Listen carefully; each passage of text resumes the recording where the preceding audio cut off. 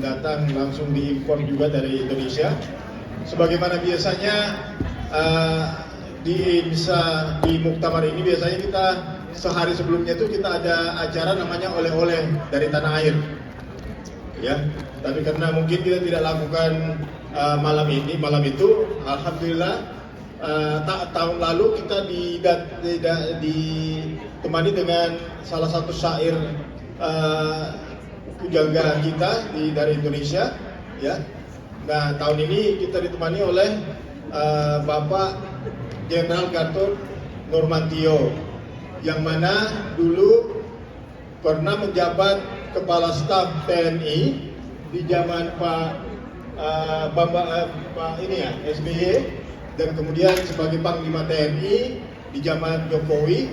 Dan mungkin oleh-oleh yang kita tanyakan ke beliau, mungkin beliau bisa menceritakan kira-kira apa-apa kiat-kiat yang beliau lakukan saat ini di Indonesia dan apa yang beliau lihat, baik itu mengenai pengembangan Islam, pergerakan-pergerakan Islam, ataupun kiat-kiat lainnya yang mungkin dari kita-kita yang sudah lama di sini tidak bisa melihat secara langsung. Dengan itu saya persilahkan Jenderal Gatot supaya untuk mengambil acaranya, insyaallah. Duduk, berdiri, mana-mana aja, Pak. Kalau saya seharian tadi udah naik pesawat, jadi sama saya juga sama. Assalamualaikum warahmatullahi wabarakatuh. Waalaikumsalam warahmatullahi wabarakatuh. Bismillahirrahmanirrahim. Alhamdulillahirabbil alamin. Bismillah. Wala haula wala quwata illa billah. Wa ba'du. Sebutannya Presiden IMSA atau apa? Presiden IMSA, ya. Presiden IMSA yang saya hormati, Pak Arya, dan semua yang di belakangnya yang sangat luar biasa.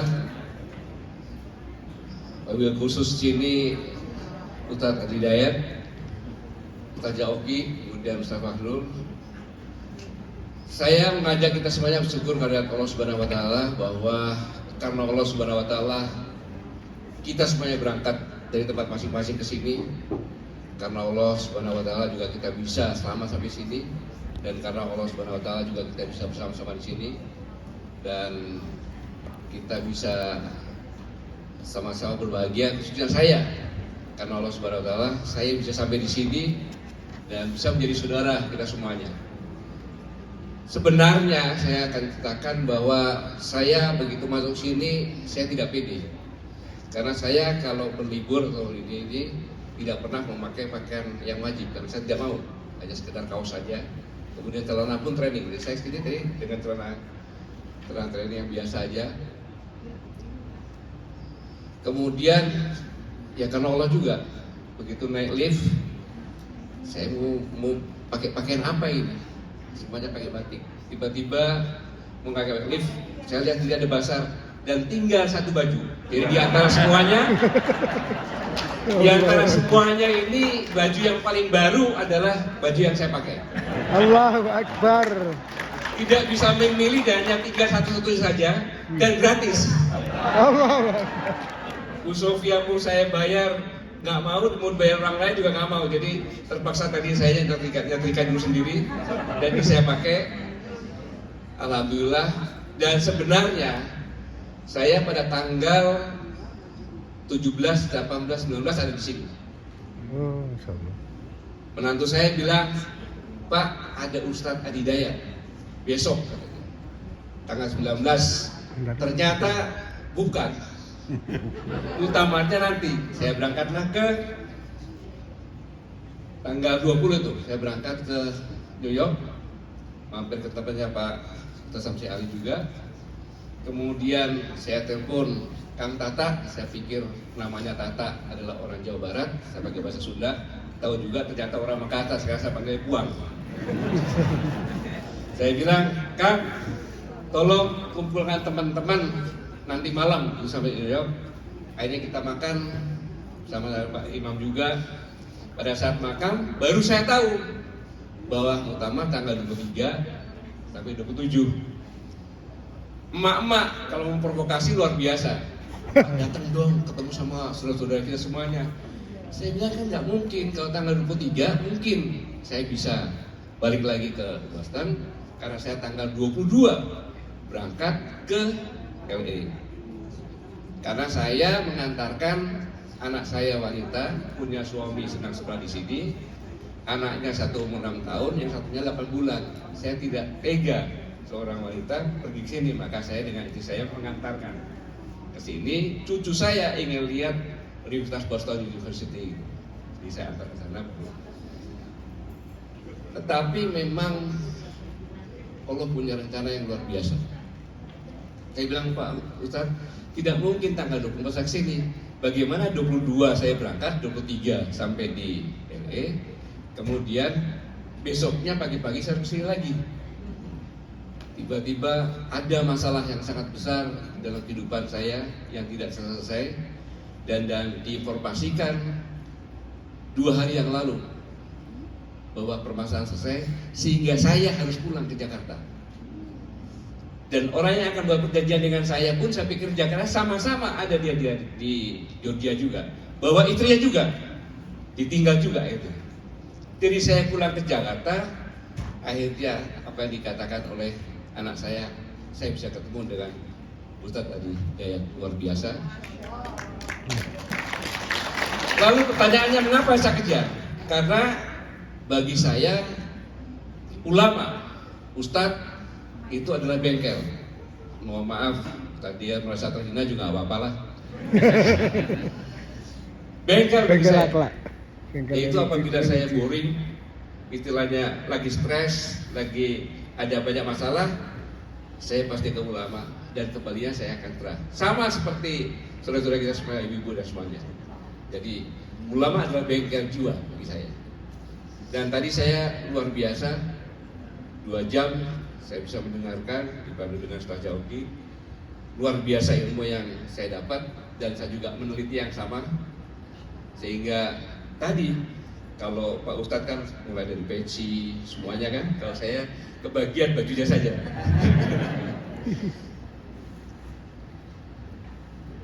Saya ini sekarang kesibukan saya adalah sebagai provokator.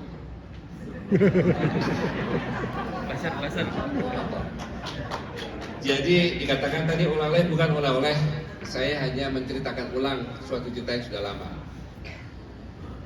Saudara-saudara sekalian, bahwa kita ini, negara kita ini sama juga dengan Malaysia juga, karena dalam satu rumunan itu dianugerahi oleh Allah Subhanahu wa taala yang sangat luar biasa. Buktinya apa? Tahun 1289, Genghis Khan adalah kerajaan Mongol yang sangat ditakuti di seluruh dunia. Itu mengutus orangnya untuk datang ke Nusantara, mendarat di Jawa Timur, dan meminta kerajaan Nusantara untuk tunduk. Memang dia sombong karena semua takut didapuri. Tetapi apa? Dipotong telinganya utusannya, namanya Mengki, suruh pulang. Sehingga Genghis Khan marah dan mengirimkan 1000 kapal. Sehingga tiba pada bulan Maret di Tuban tahun 1293. Dalam perjalanan Genghis Khan mati. Dan dipikul mundur oleh Raja Wijaya juga. Kemudian berturut-turut sampai dengan tahun 1900 kita dijajah oleh berbagai negara. Jadi saya mau katakan, dunia melihat Indonesia itu sangat luar biasa. Negara kepulauan terbesar di dunia, pantainya nomor 2 panjangnya seakan ada, tetapi garam masih impor. Kemudian negara yang religiusnya tinggi, agama apapun juga kalau hari-hari beribadah penuh, bukan hanya Islam. Kalau Islam nggak usah diragukan lagi. Dan negara yang damai. Kemudian negara terindah nomor 6 di dunia, mempunyai energi terbarukan yang terbesar di dunia. Kemudian tidak pernah mengalami musim salju seperti di sini. Itu tumbuhan hidup sepanjang hari. Itu anugerah yang diberikan. Kemudian lautnya 5, sekian juta kilometer persegi. Dan laut di Indonesia itu hanya untuk ikan kawin. Setelah kawin dia pulang, berada tempat lain. Ada yang dari Cina, Honeymoon. dari Cina, dari Rusia, dari mana-mana. Betani munduan. Hanya untuk kawin, jadi ikannya besar-besar saja. Itu kalau masalah ikan, moderator lebih tahu lah. Kasar. Makan ikan. Ini mau saya sampaikan bahwa kondisi ini diperparah dengan sebuah teori Thomas Malthus 1879 yang mengatakan bahwa pertambahan penduduk seperti dari ukur dan kesiapan pangan seperti dari hidup. Jadi kalau makanan 2 tambah 2 sama dengan 4, tambah 4 sama dengan 8. Kalau ukur 2 kali 2, 4 kali 4, 16. Terus. Ini dibuktikan pada tahun 1800 jumlah penduduk dunia hanya 1 miliar. Untuk bertambah 2 miliar, 1 miliar lagi saja, perlu waktu 130 tahun. Tetapi sekarang hanya belasan tahun, hanya 11 tahun untuk 1 miliar. Kita pada tanggal 12 November mengucapkan selamat datang kepada saudara kita, yaitu bayi ke-8 miliar di dunia ini. 8 miliar. 8 miliar. Padahal berdasarkan penelitian, kemampuan daya tampung bumi ini maksimal 3 atau 4 miliar. Jadi sekarang udah 2 kali lipat. Buktinya apa? Setiap sampai hitung 1, 2, belum ketiga, 1 anak meninggal dunia. Satu hari 40.000 anak meninggal dunia, lebih bukan kurang. Dan 1 tahun 15 juta anak meninggal dunia. Kalau orang dewasa meninggal dunia biasa, tapi kalau anak ini luar biasa. 15 juta karena kemiskinan, kekurangan gizi, kesehatan. Saya kelihatannya ini hanya sepele. Tetapi saya katakan daya tampung bumi hanya 3 sampai 4 miliar. Sudah overload. Yang pertama. Yang kedua, peak oil theory. Saya cepatkan saja. Ketika minyak semakin dibutuhkan banyak dan hasilnya menurun, maka gaya hidup orang berbeda, cara berbisnis beda. Pada tahun 2014, pada 10 Maret di UI saya sampaikan, nanti kalau belanja cukup pakai iPad saja. Kita lihat di toko ini, ngomong beli. Khayalan saya itu. Tapi ternyata sekarang ada Bukalapak ada, Amazon ada. Bahkan orang tidak punya 1 motor pun bisa mengendalikan puluhan ribu motor, Gojek, Grab dan sebagainya. Ini menyebabkan daya saing. Singkat kata, setelah itu lagi muncul yang wages, gaji. Seperti Bapak Ibu sekalian, tidak mengenal batas ke negara lain untuk mencari gaji. Muncul lagi teori hegemoni. Karena tadi berbagai teori tadi menyebabkan persaingan ekonomi, kekuatan negara yang besar membuat satu aturan yang harus dipatuhi oleh semuanya. Jadi saya mengatakan bahwa negara kita itu diingatkan oleh Bung Karno. Negara kita itu sangat kaya sumber daya alam dan membuat iri negara-negara lain. Jadi singkatnya Bapak Ibu, kalau kita melihat di negara kita ini, ya itu kondisinya. Dilirik oleh berbagai macam negara. Singkat kata, penjajahannya begitu lama, kenapa bisa bangkit? Pertama kali lahir adalah syarikat dagang Islam. Tahun berapa itu? 1900 berapa? 29. 2 atau 3 di antara 2 itu. 2. Kemudian setelah itu lahirlah Budi Utomo. Tapi sebelumnya pada tahun 1880 ada Kiai Hasyim Asy'ari, ada Darwis, ada Kiai Baduhun, ada Kiai Munawir dari Krapia. 4 orang ini belajar di satu guru di Mekah. Kemudian pemuda-pemuda ini berbicara-bicara. Saya dapat cerita dari anaknya Kiai Baduhun bahwa enak hidup di Mekah yang merdeka, bebas. Tapi manakala kita pulang dijajah, maka mereka semuanya mungkin berdiskusi. Kemudian karena Kiai Haji Karena Darwis ini sudah 2 kali dia pulang duluan. Pulang duluan, yang menyekolahkan ini adalah Sri Sultan Hamengkubuwono ke-8. Karena kebetulan saudara Darwis ini orang tuanya adalah Tamir Masjid di kerajaan. Setelah pulang, kamu sekarang mengajar dulu di sekolah Belanda. Setelah mengajar sekian tahun kembali, namamu itu bawa ke Belanda-Belandaan.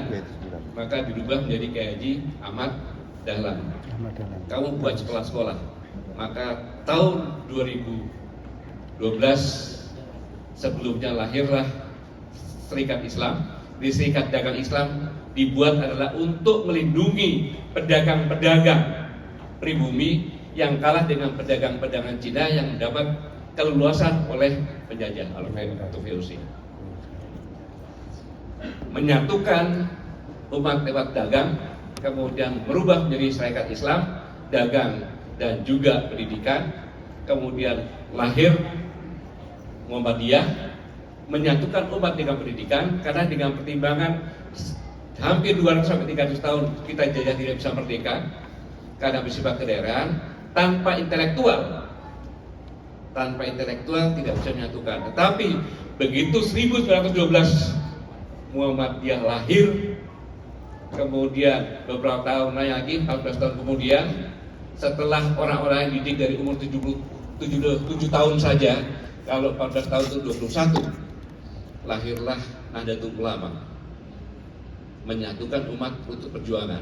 Nahdlatul Ulama pada saat lahir, saya yakin, aku yakin 80% itu adalah Muhammadiyah.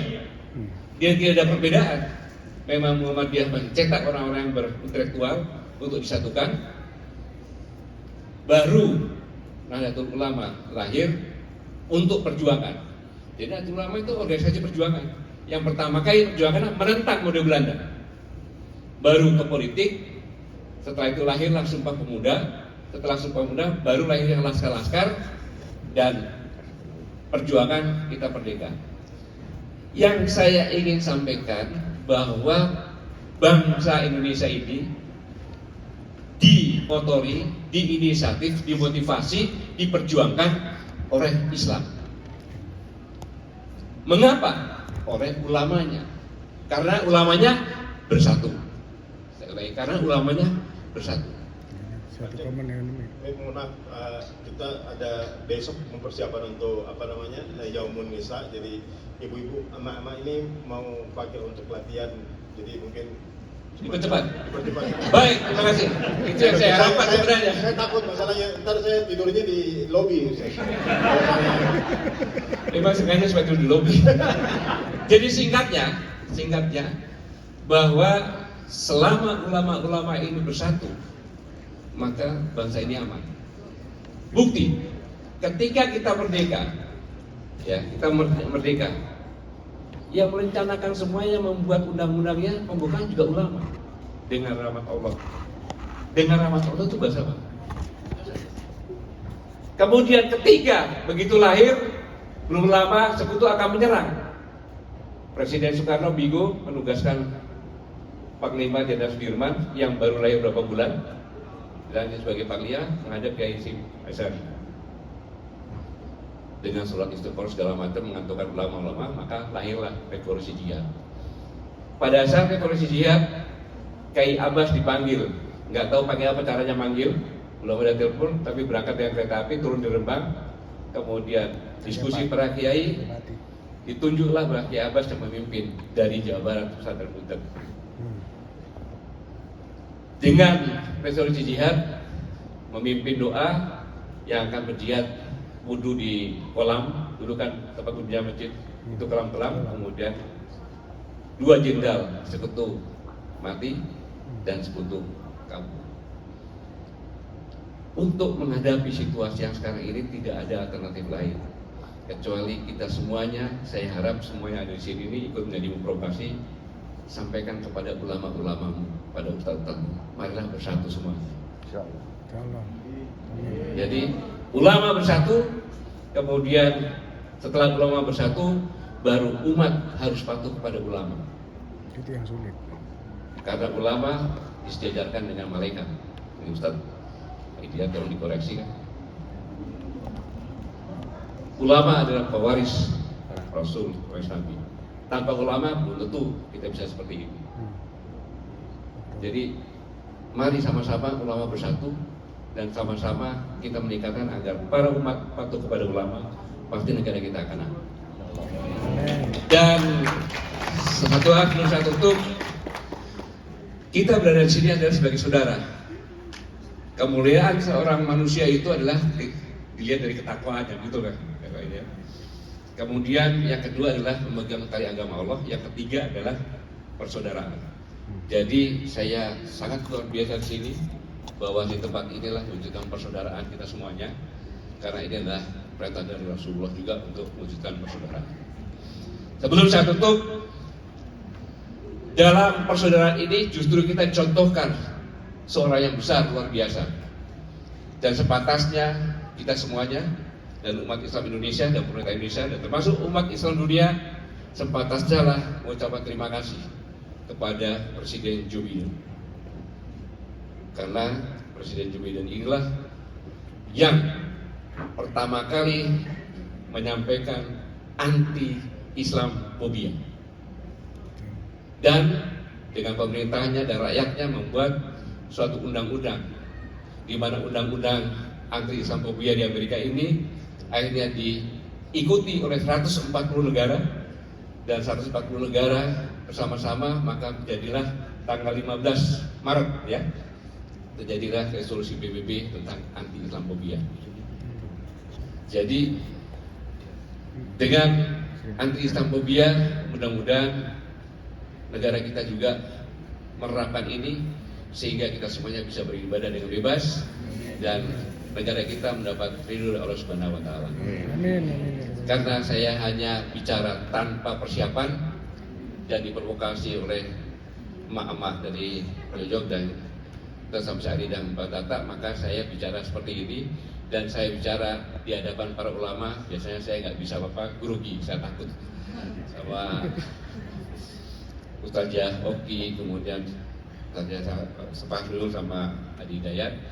Dan mari sama-sama kita doakan agar bangsa kita selalu mendapat bimbingan dari Allah Subhanahu wa taala, dan kita semuanya yang ada di sini semakin disayang oleh Allah Subhanahu wa taala dan diselamatkan dunia dan akhirat. Terima kasih. Wassalamualaikum warahmatullahi wabarakatuh. Jazakallah khairan Pak Jenderal Gatot. Semoga kiat-kiat yang dilakukan di Indonesia dan pikir-pikirannya diberkahi oleh Allah Subhanahu wa taala. Dan untuk itu kita tutup malam ini insyaallah. Untuk malam ini, besok Yamun Nisa, jadi ibu-ibu mama lagi mau persiapan kayaknya. Jadi kita yang bapak-bapak mungkin harus menyingkir insyaallah. Jadi mamanya bisa ikut. Terima kasih, dan saya sekalian pamit. Besok jam 12 saya sudah terbang lagi ke Jakarta, dan tanggal 1 lagi saya kembali lagi ke San Francisco untuk menjemput istri dan anak saya. Terima kasih. Assalamualaikum. Chana, where are you? I'm in Boston for Muktamar 2022. Oh, mashallah. She like it? With Yeah, you? so far. Okay. But it's really the weather when somebody comes in and like opens the door. Okay. Mm, so Okay, sayang. Okay, Assalamualaikum. Okay, bye-bye.